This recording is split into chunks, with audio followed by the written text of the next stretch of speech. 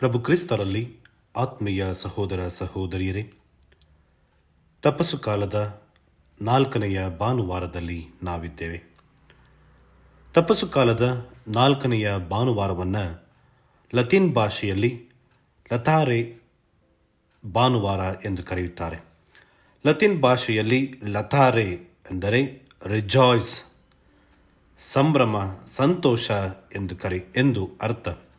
ಹಾಗಾಗಿ ಈ ಭಾನುವಾರವನ್ನು ಸಂತೋಷದ, ಹರುಷದ ಭಾನುವಾರ ಎಂದು ಕರೆಯಲಾಗುತ್ತೆ. ಕ್ರಿಸ್ತನ ಪುನರುತ್ಥಾನದ ನಿರೀಕ್ಷೆಯಲ್ಲಿರುವ ನಮ್ಮನ್ನು ಸಂಭ್ರಮಿಸಲು ಈ ಭಾನುವಾರ ಕರೆ ನೀಡುತ್ತದೆ ಮತ್ತು ದೇವರ ಕರುಣೆ, ಅನುಕಂಪ, ಅಪರಿಮಿತ ಪ್ರೀತಿಯ ಬಗ್ಗೆ ಇಂದಿನ ಭಾನುವಾರ ಈ ಭಾನುವಾರ ನಮಗೆ ತಿಳಿಸುತ್ತೆ. ಪ್ರಿಯರೇ, ನಮ್ಮ ಜೀವೋದ್ಧಾರ ನಮ್ಮ ಪ್ರಯತ್ನದ ಫಲವಲ್ಲ, ದೇವರಿತ್ತ ವರಪ್ರಸಾದ. ಹಾಗಾಗಿ ಈ ತಪಸ್ಸು ಕಾಲದಲ್ಲಿ ಮನಪರಿವರ್ತನೆ ಮತ್ತು ಪಶ್ಚಾತ್ತಾಪದ ಮೂಲಕ ಶಿಲುಬೆ ಯಾತನೆಯಲ್ಲಿ ಪಾಲುಗೊಳ್ಳುತ್ತಾ ದೇವರ ಮಕ್ಕಳಾಗಲು ಮತ್ತು ಹೇಗೆ ಕ್ರಿಸ್ತ ಪರರಿಗೆ ಬೆಳಕಾದರೋ ಅದೇ ರೀತಿ ನಾವು ಕೂಡ ಇತರರಿಗೆ ಬೆಳಕಾಗಲು ಬೇಕಾದ ವರಪ್ರಸಾದಗಳಿಗಾಗಿ ಇಂದು ನಾವು ಪ್ರಾರ್ಥಿಸೋಣ. ಮತ್ತು ಪ್ರಿಯರೇ, ಈ ಭಾನುವಾರದ ವಿಶೇಷವೇನೆಂದರೆ ಇಂದು ಸಾಮಾನ್ಯವಾಗಿ ಗುರುಗಳು ರೋಸ್ ಕಲರ್ ವೆಸ್ಟ್ಮೆಂಟನ್ನು ಧರಿಸುತ್ತಾರೆ. ವರ್ಷದಲ್ಲಿ 2 ಬಾರಿ ಗುರುಗಳು ರೋಸ್ ಕಲರ್ ವೆಸ್ಟ್ಮೆಂಟ್ ಧರಿಸುತ್ತಾರೆ. ಒಂದು ಆಗಮನ ಕಾಲದ 3ನೆಯ ಭಾನುವಾರ ಮತ್ತು ತಪಸ್ಸು ಕಾಲದ 4ನೆಯ ಭಾನುವಾರ. ಕಾರಣ ಸಂಭ್ರಮವನ್ನು, ಸಂತೋಷವನ್ನು, ಹರುಷವನ್ನು ಅದು ಸೂಚಿಸುತ್ತೆ. ಇಂದಿನ ಮೊದಲನೆಯ ವಾಚನವನ್ನು ನಾವು ಮೊದಲ ಪ್ರವಾದಿ ಸಮುವೇಲನ ಗ್ರಂಥದಿಂದ ಆಲಿಸುತ್ತೇವೆ. ಅಧ್ಯಾಯ 16. ಪ್ರಿಯರೇ, ಅನೇಕ ವರ್ಷಗಳ ಕಾಲ ನ್ಯಾಯಸ್ಥಾಪಕರು ಇಸ್ರಾಯೇಲರನ್ನು ಮುನ್ನಡೆಸುತ್ತಾರೆ. ತದನಂತರ ಅರಸರು ಅವರನ್ನು ಮುನ್ನಡೆಸುತ್ತಾರೆ. ಇಸ್ರಾಯೇಲರು ಅರಸರು ಬೇಕೆಂದು ಹಠ ಮಾಡಿದಾಗ ದೇವರು ಸೌಲನನ್ನು ಮೊದಲ ಅರಸನನ್ನಾಗಿ ನೀಡುತ್ತಾರೆ. ಸಮುವೇಲ್ ಪ್ರವಾದಿ ಸೌಲನನ್ನು ಅಭಿಷೇಕಿಸುತ್ತಾನೆ. ಆದರೆ ಸೌಲ ದೇವರಿಗೆ ಅವಿಧೇಯನಾಗುತ್ತಾನೆ. ಹಾಗಾಗಿ ದೇವರು ದಾವೀದನನ್ನು ಅಭಿಷೇಕಿಸಲು ಸಮುವೇಲನಿಗೆ ಕರೆ ನೀಡುತ್ತಾರೆ. ಪ್ರಿಯರೇ, ಸರ್ವೇಶ್ವರ ಇಂದಿನ ವಾಚನದಲ್ಲಿ ನುಡಿಯುವುದು, ಸರ್ವೇಶ್ವರ ಮನುಷ್ಯರಂತೆ ಬಹಿರಂಗದ ತೋರಿಕೆಯನ್ನು ನೋಡುವುದಿಲ್ಲ, ಅಂತರಂಗವನ್ನೇ ವೀಕ್ಷಿಸುತ್ತಾರೆ ಎಂದು ನುಡಿದು ದಾವೀದನನ್ನು ಅಭಿಷೇಕಿಸಲು ಸಮುವೇಲನಿಗೆ ಕರೆಯನ್ನು ನೀಡುವುದನ್ನು ಇಂದಿನ ಮೊದಲನೆಯ ವಾಚನದಲ್ಲಿ ನಾವು ಆಲಿಸುತ್ತೇವೆ. ಇಂದಿನ 2ನೆಯ ವಾಚನವನ್ನು ಎಫೆಸಿಯರಿಗೆ ಬರೆದ ಪತ್ರದಿಂದ ಆರಿಸಲಾಗಿದೆ.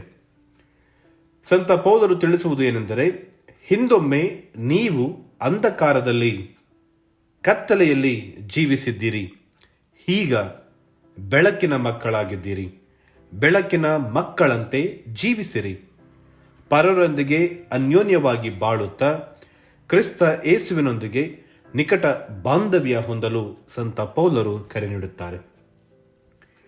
ಇಂದಿನ ಶುಭ ಸಂದೇಶವನ್ನು ಯೋವಾನನ ಶುಭ ಸಂದೇಶ ಅಧ್ಯಾಯ 9ರಿಂದ ನಾವು ಆಲಿಸುತ್ತೇವೆ. ಪ್ರಿಯರೇ, ಇಂದಿನ ಶುಭ ಸಂದೇಶದಲ್ಲಿ ನಾವು ಕಾಣುವುದೇನೆಂದರೆ, ಯೇಸು ಸ್ವಾಮಿ ಅವರ ಶಿಷ್ಯರೊಂದಿಗೆ ಜೆರುಸಲೇಮಿಗೆ ಬರುತ್ತಾರೆ. ಬಹುಶಃ ಕ್ರಿಸ್ತ ಪರ್ಣಕುಟೀರಗಳ ಹಬ್ಬದಲ್ಲಿ ಭಾಗವಹಿಸಲು ತಮ್ಮ ಶಿಷ್ಯರೊಂದಿಗೆ ಜೆರುಸಲೇಮಿಗೆ ಬರುತ್ತಾರೆ. ಅಲ್ಲಿ ಹುಟ್ಟು ಕುರುಡನನ್ನು ಕಾಣುತ್ತಾರೆ. ಇಂದಿನ ಶುಭ ಸಂದೇಶದಲ್ಲಿ ದೇವರ ಕರುಣೆ ಮತ್ತು ಮಮತೆಯ ಬಗ್ಗೆ ನಮಗೆ ಇದು ತಿಳಿಸುತ್ತೆ. ಪ್ರಿಯರೇ, ಯೋವಾನನ ಶುಭ ಸಂದೇಶ ಅಧ್ಯಾಯ 1 ನಮಗೆ ತಿಳಿಸುತ್ತೆ, ಯೇಸು ಸ್ವಾಮಿ ಈ ಜಗತ್ತಿಗೆ ಬೆಳಕಾಗಿ ಬಂದರು ಎಂದು. ಯಹೂದ್ಯರ ನಂಬಿಕೆಯ ಪ್ರಕಾರ ರಕ್ಷಕನು ಬಂದಾಗ ವ್ಯಾಧಿಸ್ಥರನ್ನ ಗುಣಪಡಿಸುತ್ತಾನೆ, ಅಂಧರಿಗೆ ದೃಷ್ಟಿದಾನವನ್ನು ಕರುಣಿಸುತ್ತಾನೆ ಎಂದು ಇದು ಯಹೂದ್ಯರ ನಂಬಿಕೆಯಾಗಿತ್ತು. ಅದೇ ರೀತಿ ಯೇಸು ಸ್ವಾಮಿ ಇಂದಿನ ಶುಭ ಸಂದೇಶದಲ್ಲಿ ಹುಟ್ಟು ಕುರುಡನಿಗೆ ದೃಷ್ಟಿದಾನವನ್ನು ನೀಡುತ್ತಾರೆ ಮತ್ತು ಕ್ರಿಸ್ತ ಉಗುಳನ್ನು ಉಪಯೋಗಿಸುವುದನ್ನು ಇಂದು ನಾವು ಕಾಣುತ್ತೇವೆ. ಶುಭ ಸಂದೇಶದಲ್ಲಿ ಯೇಸು ಸ್ವಾಮಿ 2 ಬಾರಿ ತಮ್ಮ ಉಗುಳನ್ನು ಅದ್ಭುತವನ್ನು ಮಾಡುವಾಗ ಉಪಯೋಗಿಸುತ್ತಾರೆ. ಇಂದಿನ ಶುಭ ಸಂದೇಶದಲ್ಲಿ ಒಮ್ಮೆ ನಾವು ಆಲಿಸಿದೆವು. ಮತ್ತೊಮ್ಮೆ ಮಾರ್ಕನ ಶುಭ ಸಂದೇಶ ಅಧ್ಯಾಯ 7ರಲ್ಲಿ ನೋಡುತ್ತೇವೆ. ಮಾತನಾಡಲಾರದ ಒಬ್ಬ ಕಿವುಡನನ್ನು ಗುಣಪಡಿಸಲು ಕ್ರಿಸ್ತ ಉಗುಳನ್ನು ಬಳಸುತ್ತಾರೆ. ಇಂದು ನಮಗೆ ಉಗುಳು ಬಳಕೆ ವಿಚಿತ್ರವಾಗಿ ಅನಾರೋಗ್ಯಕರವಾಗಿ ಕಾಣಬಹುದು. ಆದರೆ ಪ್ರಾಚೀನ ಕಾಲದಲ್ಲಿ ಅದು ಸಾಮಾನ್ಯವಾಗಿತ್ತು. ಆಗಿನ ಕಾಲದಲ್ಲಿದ್ದ ಪದ್ಧತಿಯನ್ನು ಕ್ರಿಸ್ತ ಬಳಸುತ್ತಾರೆ ಮತ್ತು ಆ ಹುಟ್ಟು ಕುರುಡನಿಗೆ ಶಿಲೋಮಿನ ಕೊಳದಲ್ಲಿ ತಮ್ಮ ಕಣ್ಣುಗಳನ್ನು ತೊಳೆದುಕೊಳ್ಳಲು ತಿಳಿಸುತ್ತಾರೆ. Siloam one of the landmarks of ಜೆರುಸಲೇಮಿನ ಹೆಗ್ಗುರುತುಗಳಲ್ಲಿ ಇದು ಒಂದು. ಕ್ರಿಸ್ತ ಹೇಳಿದಂತೆ ಆ ಕುರುಡ ಕಣ್ಣುಗಳನ್ನು ತೊಳೆದುಕೊಳ್ಳುತ್ತಾನೆ, ದೃಷ್ಟಿಯನ್ನು ಪಡೆದುಕೊಳ್ಳುತ್ತಾನೆ.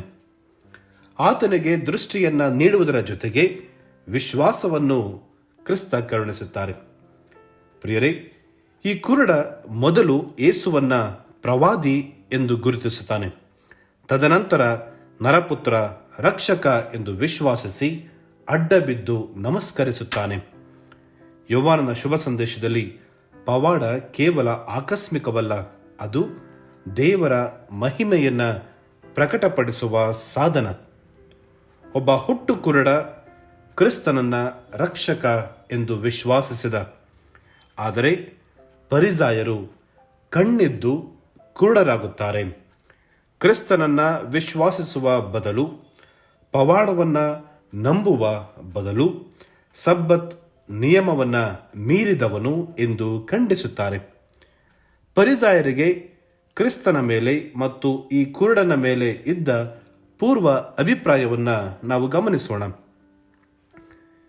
ಯಹೂದ್ಯರಲ್ಲಿ ಇದ್ದ ನಂಬಿಕೆ ಅಂಗವಿಕಲತೆ ದೇವರ ಶಾಪ ಎಂಬುದು, ಪೂರ್ವಜರ ಪಾಪದ ಫಲ ಎಂಬುದು ಅವರ ಧೋರಣೆಯಾಗಿತ್ತು.